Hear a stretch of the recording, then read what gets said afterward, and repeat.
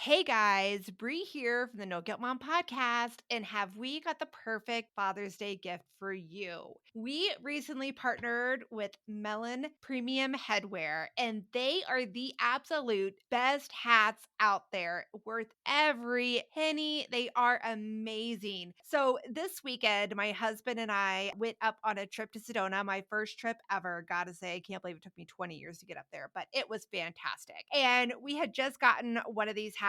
My husband has been searching for the last few months trying to find a really good, durable, waterproof hat to take when we go hiking, kayaking, paddleboarding, all of that, and has been unsuccessful. And I kid you not, I have probably been to at least 5 different stores in 5 different cities with him trying to find the perfect hat. He got to use his melon hat this weekend, and oh my gosh, he loved it. It was fantastic and it looked amazing. We wore it hiking. There was absolutely no issues. All the sweat, oh, it was a little bit hot. They have an amazing fabric that makes it so there's no sweat stains, no sink. They clean up super easy even when they get dirty. Guys can wear them anywhere. They offer 3 different size options to fit everyone's head, multiple shape options to choose from. My personal favorite was the one that we got to try out, the Legend Dad hat. It is fantastic. I'm going to be gifting one to my brother-in-law here for Father's Day. I loved it. And if you can't decide which one to gift, you can always get a gift card. So go get your hat. Use the code GUILT at checkout for 30% off your order.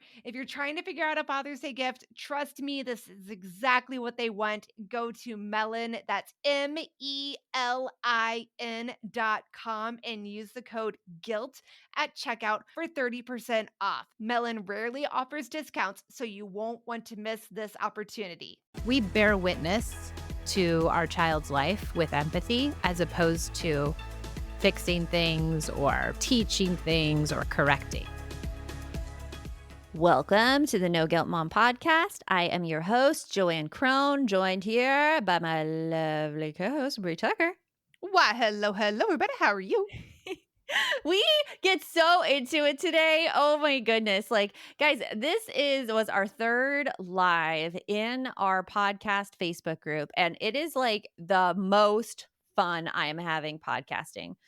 It is. I love it. I've been telling Joanne, it's this weird thing where I feel like sometimes we're in this void where we record.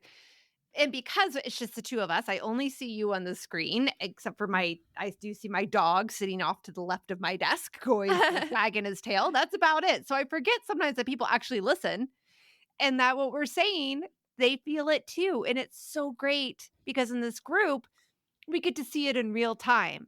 Like Yeah. people being like, yes, I totally feel that way. I have that too. Or like even asking questions, giving that feedback. I'm like, oh, it's very energizing. I love it. So the Facebook group is completely free. So we have a link for you right down there in the show notes. Come and join, and you get to watch us live. And we also work your questions into the podcast episode too. So you'll hear us shout out a lot of people in here, and they're the ones joining us on our live broadcast. So it's a ton of fun.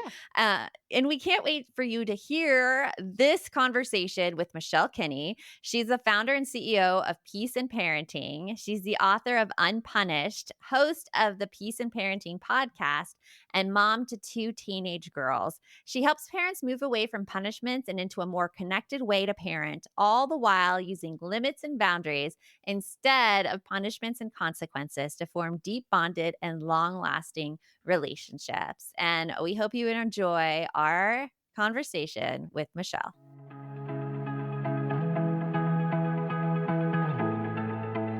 You want mom life to be easier. That's our goal too. Our mission is to raise more self-sufficient and independent kids, and we're going to have fun doing it. We're going to help you delegate and step back. Each episode will tackle strategies for positive discipline, making our kids more responsible and making our lives better in the process. Welcome to the No Guilt Mom podcast.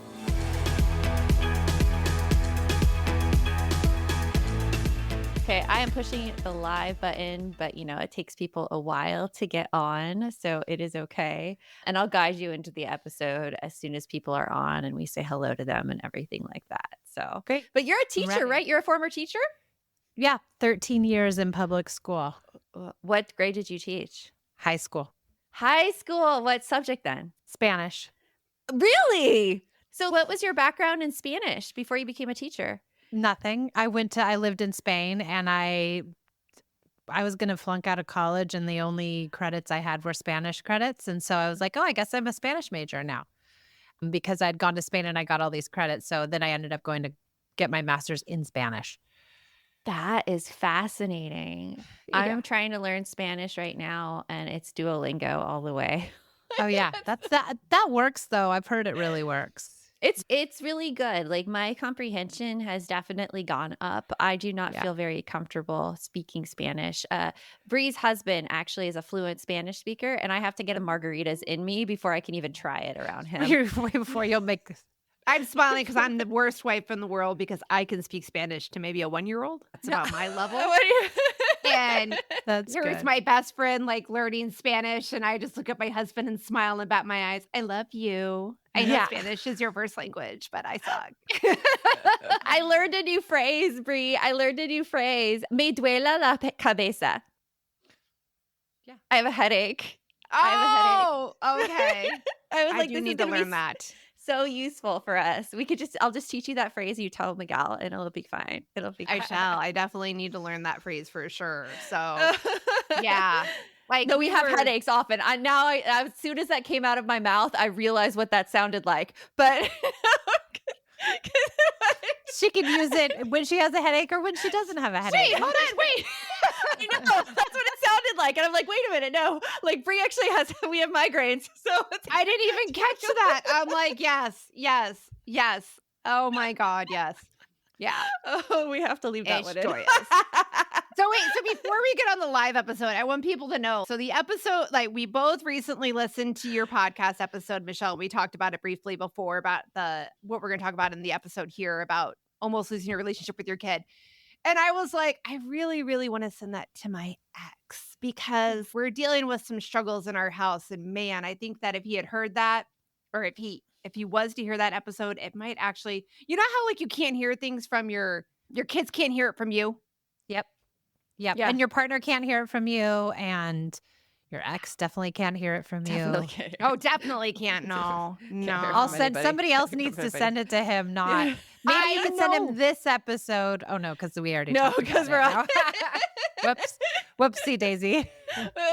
whoops. Oh no, we haven't started yet officially. Like we can have a clean lead in. No, No, we Maybe should you have send all him of this this on it. episode. Yeah. Okay then.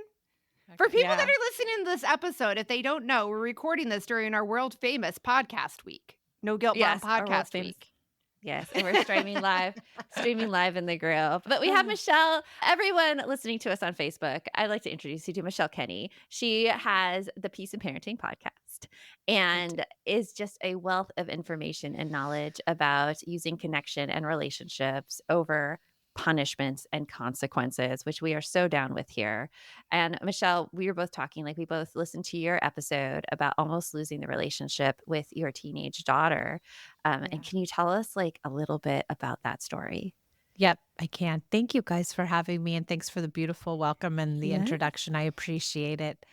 I started out parenting with this idea of punishments and rewards because that's what I knew. And I was a teacher Right. for 13 years. And when you went to go be a teacher in the college, they told you use punishments and rewards. Get a sticker chart, clip up, clip down. My all the First Day of things. School book by Harry Wong. Got that? Yes. Exactly. And so I was like, oh, cool. I'll just run my house like a classroom. Well, my beautiful now 18-year-old daughter was not having that. She was not going to be punished and rewarded. And she was strong and feisty and spicy. And she would just push and push and push and push at every turn. And I would just push back because I'm pretty strong myself. And so we got into this place where it was just felt horrible. She was pushing and I was pushing and I was punishing and sending her to timeout, and she was crying. And then she started taking it out on her sister. And so their relationship started to really rupture, and I was feeling crappy. And finally, one day I was like, something has to change, and definitely not going to be her. Yeah. So it's got to be me. And I found connective parenting, and the rest is history because it was the only thing that she responded to. But had I stuck on that path of punishments and consequences and rewards, I truly believe we would be in this horrible schism now. Because as kids get older, they get stronger and more defiant and more rebellious. And that was the kind of kid she was. That was her temperament. And so I feel like I don't know where we would have been, but it wouldn't have been good. Yeah. How old was she when you realized that the punishments and rewards just were not working? 5. 5. Oh, Yeah. yeah, because in that podcast episode, you talk about a time where she ran out into the street. Oh yeah, the pumpkin patch. Yeah, she ran out into the street. Yep. With her little, she just ran right into the street in LA in like a 4-lane highway. Oh, fun. Yeah. Yeah. Yeah. And most people would say, scream at her, yell at her, give her the consequence. But you do that to a kid like her, and it only makes it worse. Makes her sit in the middle of the freeway or sit in the middle of the street with everybody else out there. Yeah. Just keep running. She's not going to stop. She doesn't care. She'd be like, forget it. Yeah. No, I feel like I've seen this in a couple friends in their parenting approach where like they see this pushback from their kids and they end up calling their kids names like, oh, she's so sassy or she's rebellious and I just have to be really firm with her and I have to be really hard with her. And you found that was not the case with your child. Like what was like the first kind of steps that you took where you started seeing some change in your relationship with her and her behavior? Yeah, good question. So she tried to hold her sister underneath the water in the pool because she was so mad at her, and I dove in and pulled them out. And I was like, "Oh my God, what the hell are you doing?" Like losing my mind. And I went to a school retreat that next day, and they passed the talking stick, and everyone was talking about their kids, and I got the talking stick and just started bawling. Oh. And this woman came up to me, and she's like, "Have you heard of hand-in-hand parenting?" And I was like, no. And she's like, oh, maybe you should check them out. I have a coach. And I was like, great. She's hired. Like, who is she? I have no idea. How much does she cost? Wait, somebody that can help me with this? There's a parenting coach? Who the hell knew that, 13 years ago? So I hired this woman. And the first day she came, I was like, what? I'm sorry. Did you say that it just takes connection? Why isn't anybody telling anybody this? Like, what's wrong with you? Why aren't you guys telling everyone? And so I went home with my daughter that first day and I started doing special time with her. And it was like magic. It was like she just melted. She just started to be so loving and kind in just that one day. And it just was like a drug for me. So I was just like, no, I need more. I want to do more. I want her to feel better and better and better. And she did. Right. And so that was our trajectory. Yeah. Yeah, that's so interesting because we hear a lot about that one-on-one time, that connection time with kids. And there's like also this worry among parents that if they are doing this connection time or, we have parents in our community who I see devote their entire lives to their kids. Like they are there at bedtime. They are there what's like homework time. They're there helping them. And the kids still have behaviors and they think it's because they don't have this designated one-on-one time. So I kind of want like, how do you see that? And how do you see what you did with your daughter as different than this that's getting experienced by so many moms and moms are feeling guilty about? Yeah. First of all, your child's behavior is not your fault. No matter what you do Mic or drop what on you that. say. Yeah. Your child's behavior is not your fault. It's not their fault. It's just behavior. Get ready for it. Be okay with it. Don't blame yourself. Don't blame yourself for any of this. Your kid is the most, Esme will walk in this door right now and tell me to shut up. Yeah. And she's the most connected kid I know because she's a kid and she has behaviors, but we can't blame ourselves. That's the first thing. Secondly, one-on-one time is like 20% of connected parenting. It helps. That's good to know. I just didn't know what it was because I was like, oh no, I don't play with my kids. Well, we grew up in the 80s, right? Our examples were the whole like, less is more. When your father comes home, you're going to get it. Kids are supposed to be seen, not heard. Like all of that. Let yourself in the house and get a snack. You're okay. I'll give you something to cry about. Like all of that. Special All of time that. my ass. There was no special time. There was no special time. What are they talking about? Yeah. So I was like, no, This I time. cook meals. I thought I Mhm. was doing better than my mom. I was like cooking meals and on the PTA. I was like, dude, I'm like amazing, Killing it, right? man. Mhm. I'm home every day. Like I don't have my kids aren't wearing a key around their neck. Like they've got it. Exactly. So That's when what she I said, like before I had kids. I'm like, I'm going to be there. I'm not going to have them go home after yes. school with nobody there. And that's going to be my crown achievement. And that's Yeah. great and amazing. But it's And not it everything. is Yeah. connection. And I thought when I heard it, I was like, oh, I never did that. So for me, it was monumental. Oh, I'm going to play with my kids. Wow, somebody give me a star. This is Yeah. awesome. But it is only one of so many components to connected parenting. And I'm just going to give you the basic synopsis, but there's also subsets of all of that stuff. Empathy is a huge thing. Not Mm. fixing your kids' problems is a huge thing in Mhm. connected So hard. parenting, Mhm. right? Not using consequences and punishments is another huge thing. You use those things, you erode connection. Another thing is play, correction with play. Don't correct your kid, but use play instead. Another idea is let them fail. If you see failure coming, Yes. allow it. Do not Yes. intervene unless they're going to die, Yes. right? There's so many facets to connected parenting. There's also this piece like you have to take care of yourself. If you're a mess, you're never going to be able to do any parenting method. Mhm. Very true. No, it's very true. It's one of the proponents of no guilt mom. Like the best mom is a happy mom. You have to take care of yourself to be a good parent. And we're going to get into it more right after this. Today's podcast is sponsored by MIDI Health. Ever since turning 40, I've noticed some big changes, guys. But this year, when I turned 44, I gotta tell you, I started dealing with some crazy stuff. Suddenly, I couldn't sleep through the night anymore, waking up around 2 a.m. I started getting night sweats. Then the brain fog came in. It got so bad, I was struggling just to get like my daily work done. And no amount of caffeine was helping it. It was awful. Then my anxiety, it went into hyperdrive. I was dealing with major mood swings, anxiety, feelings of rage, which is not normal for me. And my metabolism just went kaput, done. It felt like my body had just been snatched by somebody else. Everything was weird. I was even having like weird, dry, itchy skin. It was crazy. Then I discovered that all of my symptoms could actually be connected to the hormone changes that happen for perimenopause and menopause. So I started searching for a solution and I found MIDI. MIDI clinicians are menopause experts that are dedicated to providing safe, effective, holistic care that includes both hormonal and non hormonal FDA approved solutions. Seriously, listen to the list of things that they can help you with. They can work with hot flashes, night sweats, trouble sleeping, painful sex, vaginal dryness, libido change, weight and body changes, brain fog, memory lapses, moodiness, anxiety, period problems, hair, skin changes, joint issues. I mean, it's the whole gamut, guys.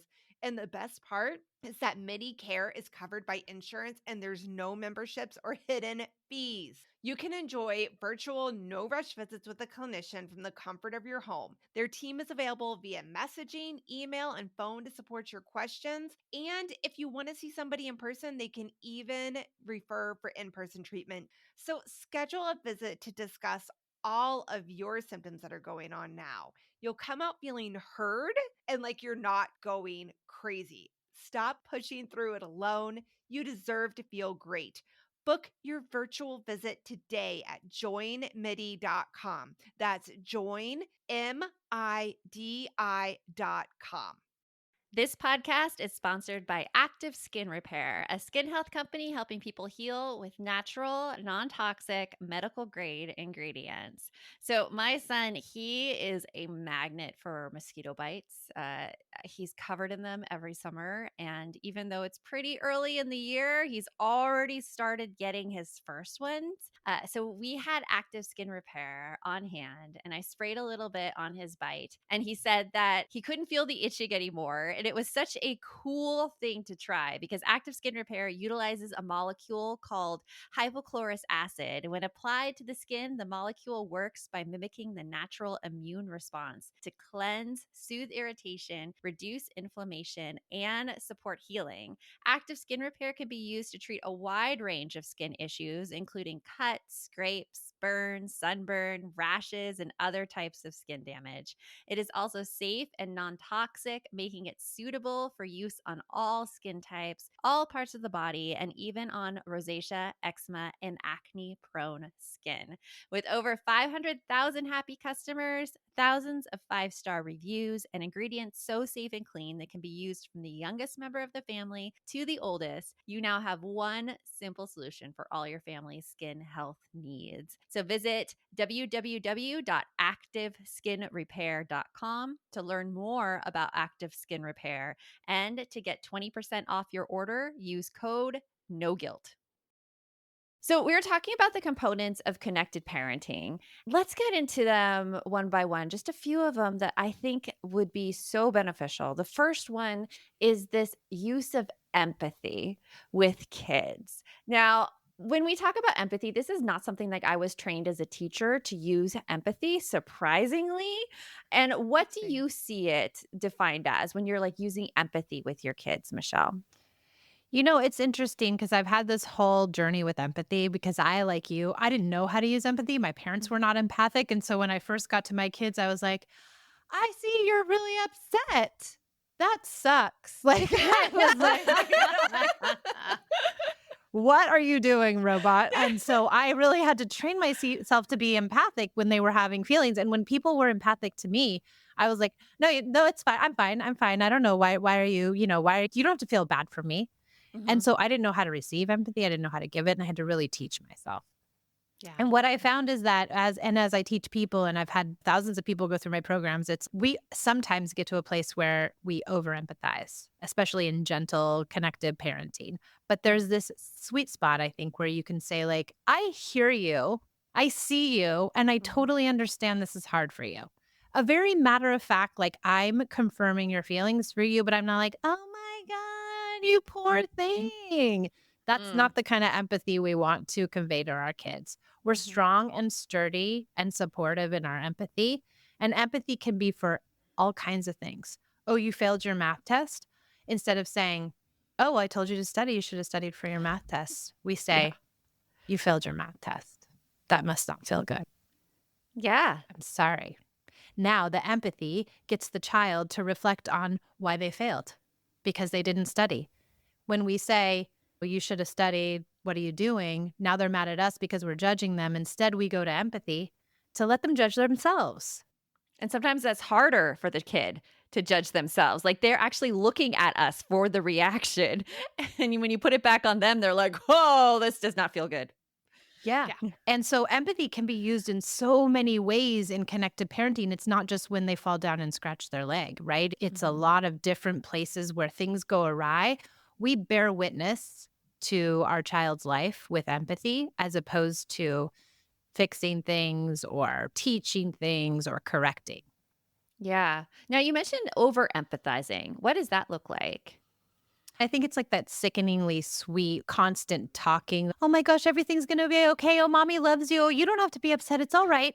It's like the constant chatter of like words to try to make the kid feel like you understand. It almost feels like anxiety a little.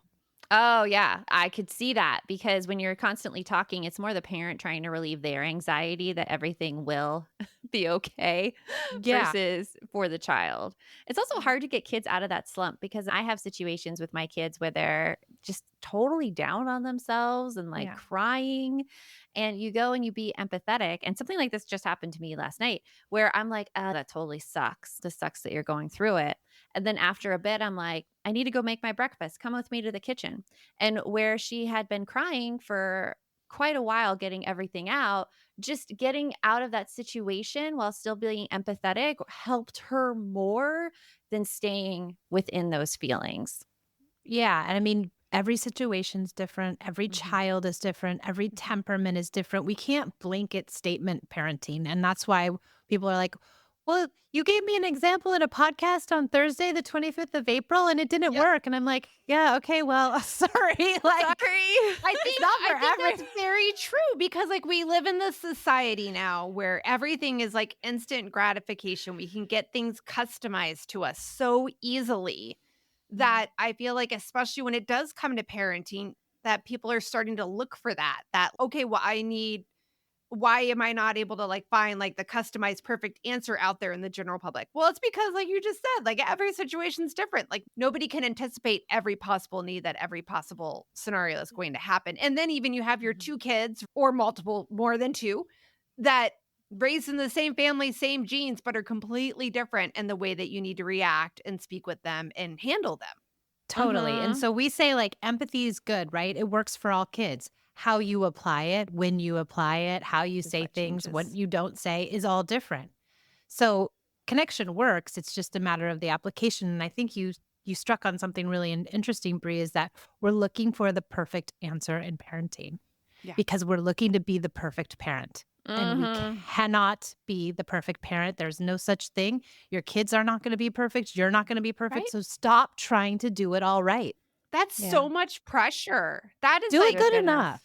Be I the can't world's even imagine. most okayest parent. Yes. Right? I I like screw up that. all the time. Like, just like, it's okay, everybody. You're not, yeah, you're going to say the wrong thing to your damn kid and they're going to have a hard time and you're going to apologize. And that's cool. It's fine. Yeah. It's funny because even though I specialize in parenting, I would have nothing to write about if I didn't screw up. I screw up all the time as Right. well. Like the best stories come from when you screw up and when you learn something and when you're able to take something from it. That's how all human growth happens. I want to Yeah. backtrack a little bit because it does go along with what we were saying before about this one-on-one time and with all kids being different. This is a question that came to us from our podcast group. And Christy wants to know about this one-on-one time. Is it individual to the child? And does it go hand in hand with the love languages? Because she feels like one of her children may want connections, but the other doesn't care about one-on-one time. What do you say with that when like you see a child doesn't care about one-on-one time or doesn't perceive to care about it? I think you're right. I think it's perception. I think every child wants, we're wired to connect. Our limbic systems are wired to connect with other people's limbic systems. We live in packs for a reason and families for a reason. I think maybe that child might be having a hard time. I don't know. It'd be so hard for me to make guesstimations because I'd have to really sit with the family and say, okay, well, what has happened? Did they get a new brother or sister lately? That's a big thing. Did they change schools? Did you move? Is there a divorce? I don't know what's going on in these families, but Mm-hmm. there could be something big or there could be something small. It could be that a child just isn't doing well in this particular season of their life. And so their temperament is to retreat or withdraw as opposed to lash out. And it might take more work for us to get them to connect, but I wouldn't give up on connection because it is such a beautiful part of this parenting paradigm. We all want to be connected to our kids and they want to be connected to us. I would add on to that I think that when it comes to talking about the love languages, what that might be just like articulating or bringing to light is that your child likes to do connection in a different way than what you were thinking.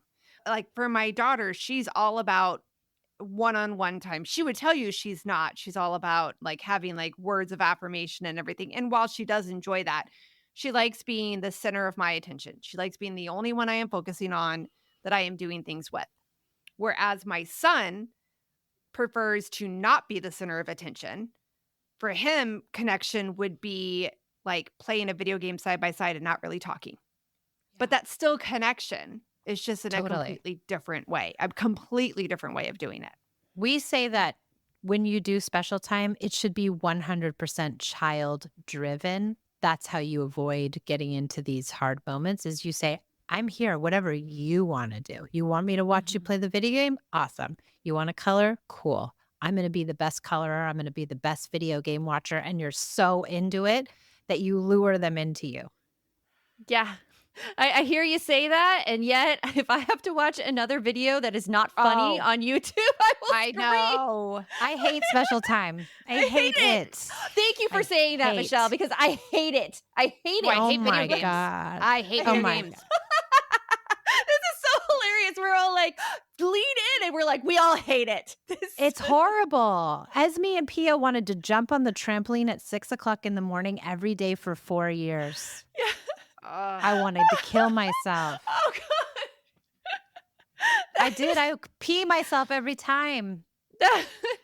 I like special time. I really try to find exactly what I am interested in that my kids are also interested in so we could do it together. I finally found it. Like my son actually loves to play chess. I don't like chess. Like that's my Yeah. husband and my son's activity. I get my But butt kicked every time I try to play with yeah. anything. What he really likes to do is he watches these YouTube videos by a YouTuber named Jeb Brooks, and Jeb Brooks does like first class airline experiences. So he like totally documents his trip on like Etihad Airlines in like the presidential suite. So you like see everything. And I'm like, I like Yes. this. Yes. Yes. We will watch this together. This is enjoyable. Yeah, better than Dance Moms over here. Dance Oh my Oh, Moms. God. geez, Oh my right. Okay, my daughter went through the Dance Moms, and right now she's on this whole, I want to spend time with you. Let's watch Vampire Diaries together. Shoot me now.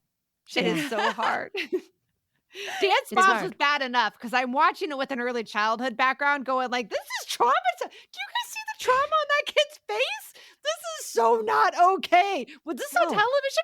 They televise this crap? It's a Like, horrible. It's a horrible Yeah. show. It's a horrible Yeah. show. Well, right after this break, we're going to get into consequences and rewards. So, right after this.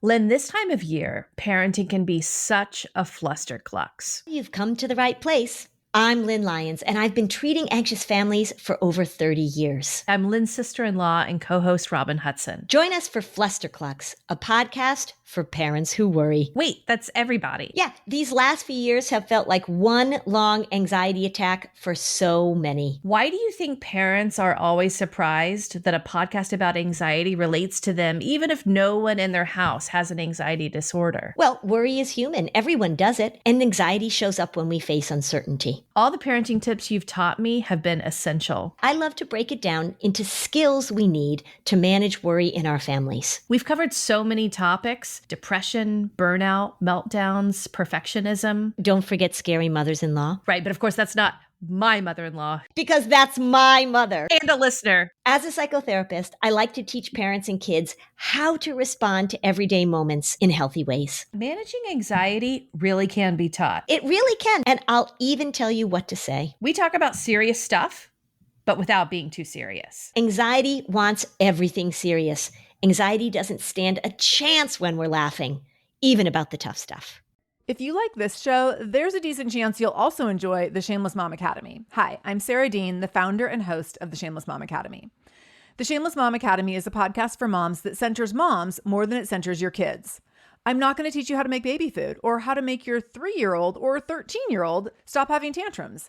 Instead, I'm going to bring you back to yourself. For the last 20 years, I've been helping moms through growth and transformation. Inside the Shameless Mom Academy, I help you identify who you are and who you are becoming. Look, motherhood is hard. It brought me to my knees many times and sometimes still does.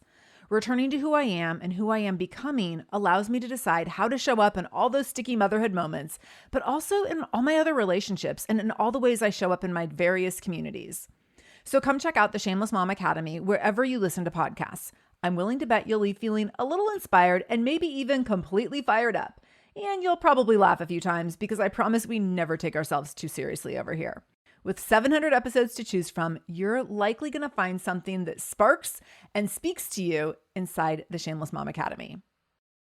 We were talking before about empathy and connected parenting. Let's move into that rewards and punishments. Before we get too deep into that, though, we had a question in our Facebook group about a 5-year-old testing his mom's patience, but they just found out that the 5-year-old has ADHD and dyslexia. The 13-year-old is also testing her patience. He gives her mouth a lot. Like, Yeah. what do you say to moms in this scenario when they're dealing with kid behavior and they know that there is a diagnosis there? Yeah. So I think we've realized that over half the people that we work with have a kid who has either ADHD or autism or Asperger's or some sort of diagnosis, ODD. We see a lot of kids because those parents are like, I don't know what else to do. Like, I've Right. tried everything. And this lady over here says that she can help us. So we're going to try her. And they do. And what I've seen with these kids who have ADHD is they thrive in connection. And what society's really said for a lot of them is rewards and punishments is the way to go.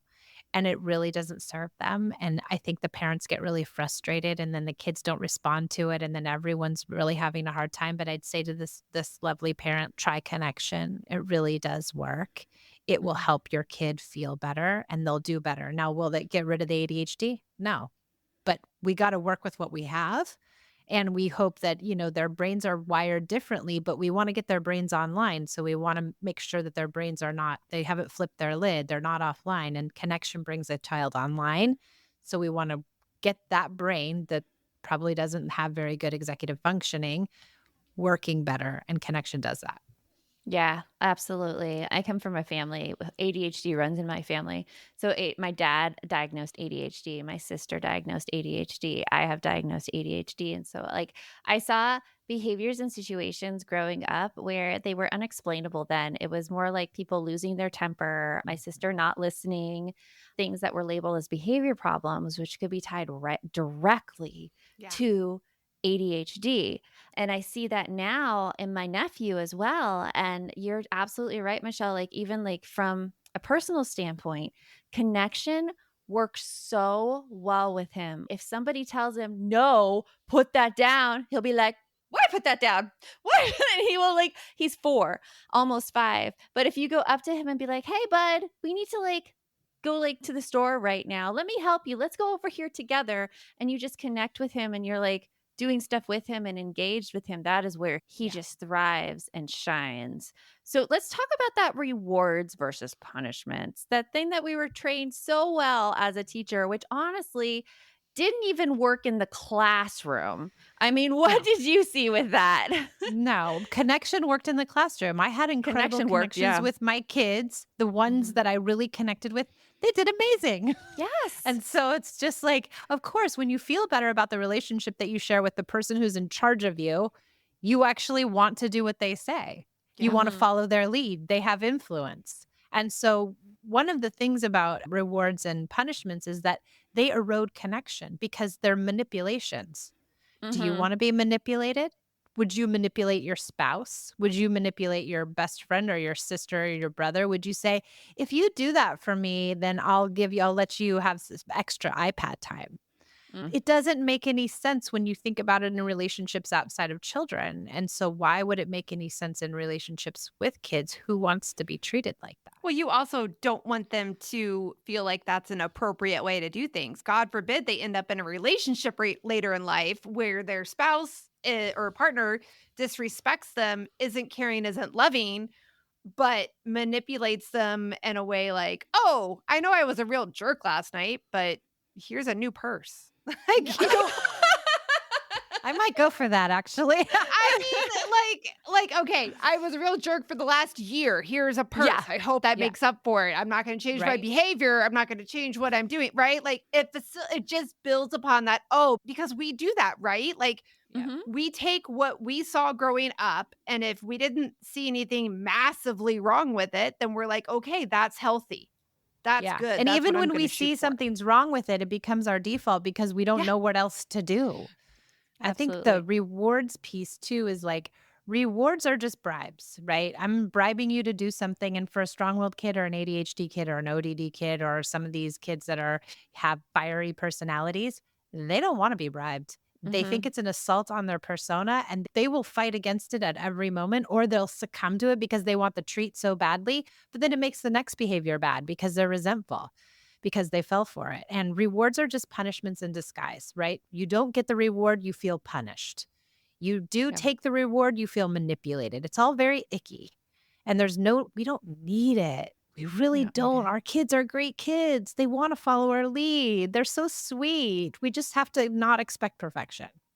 Yeah. Exactly. Behavior is behavior. All behavior is communication. It's telling you something about that moment in time. And that is all that we can do as parents. It's funny, with the rewards and punishments, sometimes my kids who know that is not my method of parenting will come up to me and be like, so mom, I'm getting these good grades. Can you pay me? Right? Oh my God. Which one said that to you? I'm going to go give them a stern face next time. Both of them want money for grades.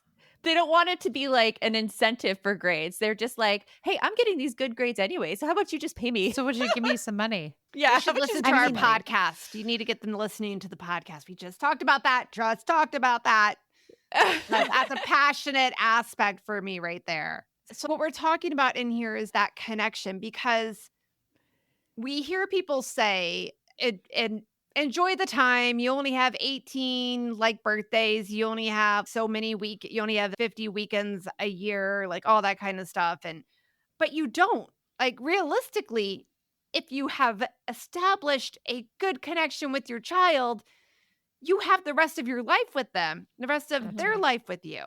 And That's right. And yeah, you and can't bribe them to come see you. I mean, I guess you could. exactly. You can't threaten them because at some point it's like, it's not worth it, right? And Right. so you want them to want to be with you. They're only going to want to be with you if you've treated them well. Yeah. Exactly. If you've Absolutely. manipulated them, I love people who say, I can't believe you call your daughter your best friend. And I'm like, I am her best friend. She's not my best friend. Like she tells me everything. I don't tell her everything. Yeah. But the idea is that I want to treat her as good as I would my best friend because I want her to want to spend my life with me. Exactly. And you also want her to feel what it's like to be respected and cared for in a relationship.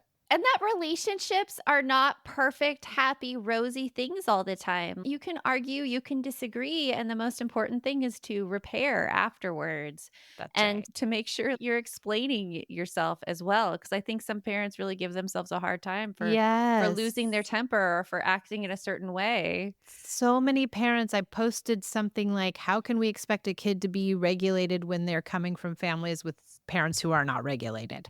Mhm. And, everyone's like, I can't regulate. I'm beating myself. I'm like, listen, this is just a food for thought. Like none of us can always regulate. That's not Mhm. realistic. Don't beat yourself up. You are doing so much more than what your parents did, right? You're apologizing. You're taking responsibility. You're making amends. My dad never apologized to me.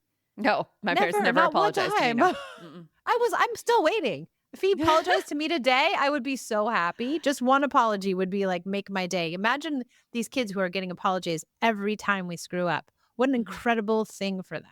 They get to Yeah. not feel responsible for our dysregulation. And we're hopefully not Absolutely. continuing that cycle of you have to be perfect. No, Like we're that's fighting exactly. against that perception of perfection because that is so much stress, so much pressure for kids if they think that they have to always have it together and always be perfect or else they're going to be less than. And they're Yes, not. exactly. You're Exactly. human. end up- We're all human. Yeah. Then we So end up being Michelle- parents who beat ourselves up. I know. Michelle, we always end a podcast with this question. What are you excited about that's coming up for you? Oh, let's see. So, two things. Personally, I'm taking my 18-year-old to Europe this summer. And so that's super exciting. Where are you going in Europe? It's funny because our previous guest Spain. is also going to Europe. Spain. Oh my gosh, she's yes. going to Portugal. Oh my God, we're right next to each other. Right next to each other. That's crazy. That's exciting. We're in Spain. We're in Spain. We're going to Barcelona and Menorca. We have to- they need we to go went get to the waffles. both. They have Oh to my get the waffles. gosh. We There's went good to waffles both out there. last year. Not Yeah. last year, 2021. Brie and I Yeah. went on a girls' cruise with our friend Shayna, and Barcelona was one. They have this shop right across from the La Familia Sagrada, the big The cathedral. church. The theater, yeah. Yeah, the cathedral. It's penis waffles, shape of the penis. Yes, right there by this cathedral. can't wait to show my daughter. I have a childish sense of humor. I thought it was hilarious. Hilarious. It is so many funny. pictures. And then Mallorca, there's a little train ride to this little like cute little village. I can't even remember what the village's name is, but it's like this old wooden train that goes through the mountains. and- Oh yeah.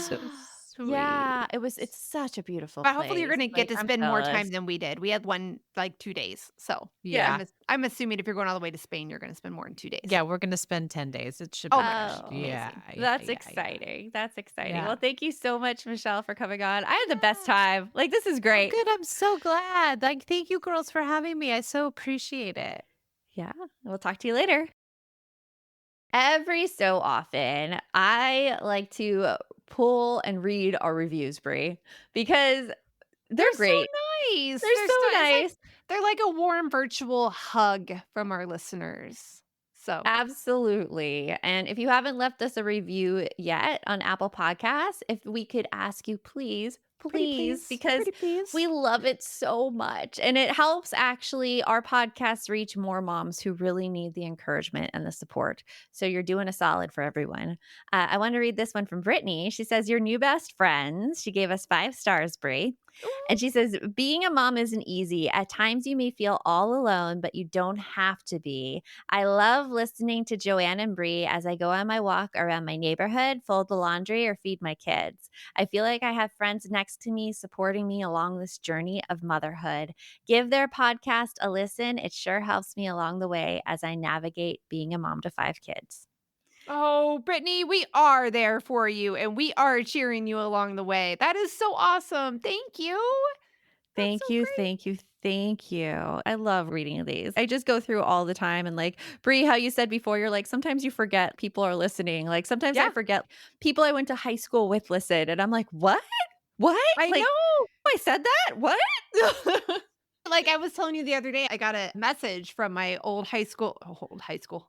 my college roommate and bestie, Jess. And she was like, she's, "I'm not really a big podcast person. And I'll admit, I didn't really listen to your podcast, but I heard an episode the other day and oh my God, I love it. It is so amazing." And now she's in our podcast group. She shared our podcast on her page the other day on Facebook. I'm like, oh my gosh.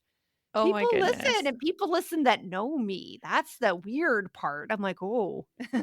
Well, it's been completely fun too. I mean, we're coming up 4 years in September, beginning of September of doing this, which is crazy. I can't But believe it it. just gets better and better. We get to meet more interesting people and it's tons of fun. And we never run out of stuff to talk about. That's something like I was worried about starting a podcast. I'm like, what if we run out of stuff to talk about? Never Parenting happens. never ends. That's the thing about parenting. Like, even when we're older, we're still going to have stuff. Honestly, I'm turning 45 this year, and my parents still have stories that they can share about you from even or share about me from even a week ago. They're still Yeah. me. So parenting, it never really ends. It's that fun ongoing carousel, and it's all about Keeps the going. ride. Absolutely. But remember, on top of it all, the best mom is a happy mom. Take care of you, and we'll talk to you later. Thanks for stopping by.